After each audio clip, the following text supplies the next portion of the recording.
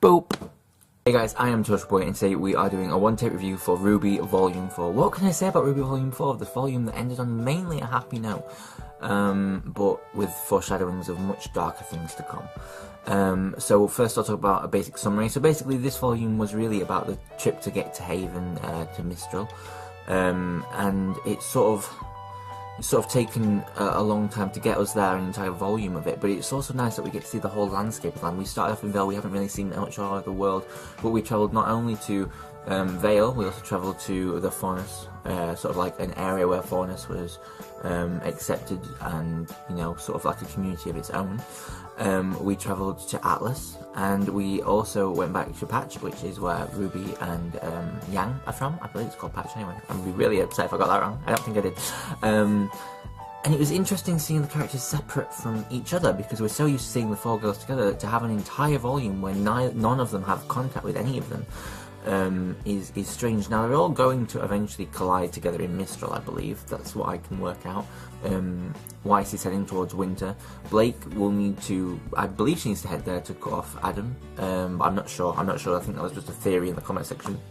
But she's definitely trying to restart the White Fang as something good. If it can ever be that again, who knows. We also need to discuss, obviously, Yang. Yang lost her arm. She's suffered immensely throughout the period between Volume 3 and Volume 4. But when we get to Yang at the beginning of Volume 4, she's herself, but just very down, and she's having PTSD nightmares, and it's very worrying and scary, but we do see her overcome it, and at the very end of her song, which is called Armed and Ready, God damn it Bob, is brilliantly done, and it's awesome, and it's such an ode to Barbara Dunkelman as well, who plays the ultimate pun master of them all. Yeah, and but for me it was most interesting Rwby and Team John. Well, I was going to say Team Junpei, but obviously it's not. Jean, Ren, Pyrrha, not Pyrrha, Nora. Pyrrha wasn't there, although she was kind of there in spirit. We sort of had her, especially in Remembrance episode 2, where we saw her appear on the screen and Jean training, and it was very heartbreaking and very heartfelt, and it was beautiful, especially at the end. Someone edited a picture. In fact, I think I have the picture on my phone, and it's such an awesome picture that I'm going to have to show you guys. Yeah, this is it. And basically, it's that. And it's the team, but with Pyrrha's ghost right next to Jean, and I thought that was beautiful. That's really sweet. So I get that. But yeah, it was such an incredible journey for Team Ranger, and then fighting the Nook reveal at the end. It was just beautiful. It was absolutely beautiful. Okay, so my top 3 episodes. Number 3. The finale. The finale was beautiful, it was powerful, it gave everything you wanted. We didn't get any deaths, thank God. And we sort of just saw everything coming together. It was a very much set up volume, so the finale really gave me a lot of zest and a lot of, like, yes, let's do this, yeah, really, really cool, really enjoyable, and I did truly enjoy it, I really did. Okay, so in at number 2, we have the premiere. The premiere was awesome because it did stick with a group of characters for quite a long amount of time, and we saw the journey they're going on, but we also saw their interactions, how they now looked. I mean, Ren's long hair, Nora's hair had sparked out, John's hair had gone a bit, Ruby's new costume. It was very cool to see how our characters had evolved from Volume 3, and it was just an awesome setup episode for what turned out to be an awesome volume, if not slower on character development. In at number 1, my favourite episode of Rwby. This is a hard one, Now, this isn't my 3 favourite moments of Rwby, but I have to go with number 2, episode 2, Remembrance. Remembrance for me was beautiful. We saw the return of Pyrrha in a way. We got a lot of closure for a lot of characters in that episode, and it was also very interesting to sort of see how the characters came together and supported one another, and how some of them couldn't be supported, and how it was just very beautiful to watch, and to sort of, you started to see a little bit of Ren and Nora backstory a little bit in that episode, and you just sort of see everything, and it was beautifully done. Okay, so my top 3 moments from Volume 4. Now, these aren't necessarily the best episodes, but they're definitely the best moments, in my opinion. In at number 3, Crow v Tyrion. Holy mother of shitballs. That was fucking cool. That was so awesome. The fighting itself, that was the first time we've ever seen a fight that well choreographed by the animators. It was brilliant.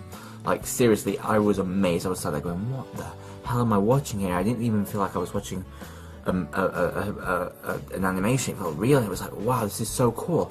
I love the bit, my favourite part of that moment is where Tyrion disarms him, and Crow's just like, bitch please, boom, straight in the face, and then he just like punches him again and kicks him. It was so well done, so well done, and yeah, I seriously loved it. I seriously loved it. In at number 2 for my top 3 moments, number 2 has to be Yang getting her arm. That was so cool. Yang putting on the arm and accepting it in a lane to train. Now this is spread over a few episodes, and just actually I'm just going to include all of Yang's journey from the start to the end. She's my favourite character of the show, so it was natural I was going to include her. But seeing her go from this meek, kind of weakened girl who we knew was this powerhouse of force to training, to learning that her semblance isn't everything, that she has to keep a level head in battle. It was brilliant. It was absolutely fantastic.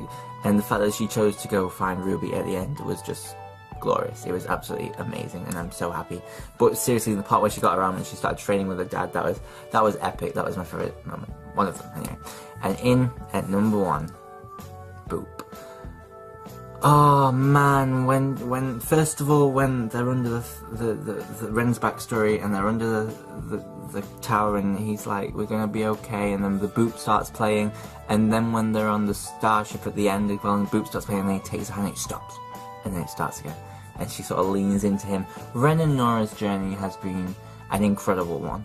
And while yes, they were in the background for most of the previous volumes, here they've been front and centre, and it's been beautiful. Well, not in the background, but you know what I mean. They're like, it was always Rwby, then Pyr and John, then Ren and Nora in sort of the limelight. So it was so nice to see them step forward and really take the limelight for themselves and really be strong and powerful and just show what they're made of. That was amazing. I absolutely loved it. Okay, so my top 3 characters. In at number 3, we have to go with Jean-Arc. Okay, this kid was fucking badass. Especially in the finale with his improved sword where it split out and he's like, bitch, I got a great sword. Dark Souls shit. That was so cool. He was badass as hell while also dealing with and still not over the tragedy of losing Pyra, which was a very powerful thing. But it was beautifully done. And I loved how, even though we saw him fighting better, especially against the Knuckle at the end where he was like slicing the shit out of it, it was brilliant. And then, oh, that was the best John moment ever actually, when Ren and Nora, Nora tackles Ren under the thing, and Ren looks out and there's Jean just holding it off with his sword, and you're like, motherfucker, this kid is badass. That was so cool. So yes, in at number 3, Jean-Arc. In at number 2, Yang Xiaolong, because she's babe. No, Yang absolutely killed it in this episode, guys. It was immense. Not in this episode, in this volume, sorry. It was immense, and I'm just so excited to see where they take her character now. She's back to being badass, but I really hope they show that she keeps a level of control in battle. Yes, she can take pain and she can deal it out twice as hard, but it's like her father said, what if that person can take that and then deal it out twice as hard as well? She's going to be in for shit like Neo did. Neo, a perfect example. Adam wasn't a great example because she lost it, she lost her focus, and that's the reason she lost her arm. And it'll be interesting to see whether she goes after Adam and whether she gets her revenge, because I think between her and Blake, they definitely owned it. We need some Bumblebee team-ups there and kissing, but whatever. In at number 1, Ren and Nora. I can't split them, that would be too cruel. Ren and Nora, they truly showed an incredible, just an incredible story arc. The fun, the laughter, and the relationship culminating in such an emotional ending for them was beautiful. I was terrified they were going to die, and like I said in the reaction, if one dies, the other has to die. You cannot have just one. It wouldn't be fair on anyone, not even us. So I'm very intrigued to see where they go from here, and hopefully we'll keep them alive. I do. This show worries me. But yes, guys, if I have any negatives, no, I don't really have any negatives. The Blake and Son Weiss and her life were very good for world building, but not necessarily to the point of the plot. It was interesting to see that Ironwood's sort of starting to take over Atlas, which is cool because it's putting Papa Dickhead Shmi on the back foot, which is always nice to see. I'd quite like to see him get a back foot off a cliff. But yeah, I enjoyed, especially, I did really love Connie, Blake's mum. That was cool as well, especially when she fell through the door. That was awesome. And it's nice seeing more of the White Fang and everything, but the main story definitely was with Ren, Nora, Yang, and then, like, even though Yang was only in like 4 episodes, I think, of the whole volume, if not 3, but she totally rocked it anyway. Thank you very much for watching. I think it was 4. Thank you very much for watching. I will see you in the next video. Yeah.